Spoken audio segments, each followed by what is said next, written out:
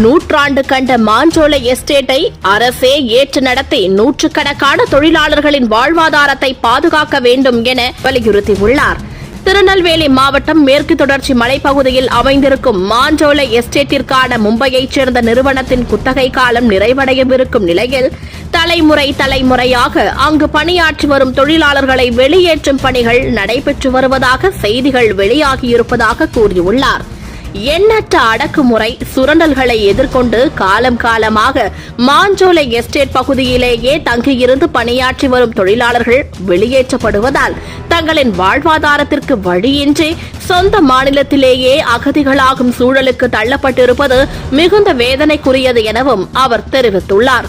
கூலி உயர்வு கோரி நெல்லை மாவட்ட ஆட்சியர் அலுவலகம் அருகே ஊர்வலம் சென்ற தொழிலாளர்கள் மீது இதே திமுக அரசின் காவல்துறை நடத்திய தடியடியில் தாமிரபரணி ஆற்றில் குதித்து 17 பேர் உயிரிழந்த துயரம் அரங்கேறி கால் நூற்றாண்டுகள் கடந்திருந்தாலும் தேயிலை தோட்ட தொழிலாளர்களின் வாழ்வாதாரம் துளி அளவு மேம்படவில்லை என்பதை தற்போதைய சூழல் உணர்த்துவதாகவும் குறிப்பிட்டுள்ளார்.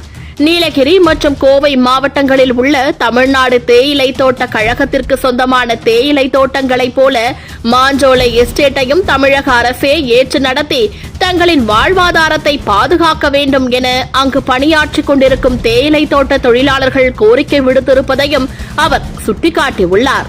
தேயிலை பறிப்பதை தவிர வேறு எந்த தொழிலும் தெரியாத நூற்றுக்கணக்கான தொழிலாளர்களின் வேலையுடன் வாழ்வாதாரத்தையும் பாதுகாக்கும் வகையில் வனத்துறை கட்டுப்பாட்டில் இருக்கும் மாஞ்சோலை எஸ்டேட் பகுதியை அரசே ஏற்று நடத்துவதற்கான முயற்சிகளை மேற்கொள்ள வேண்டும் எனவும் தமிழக அரசை வலியுறுத்தியுள்ளார்.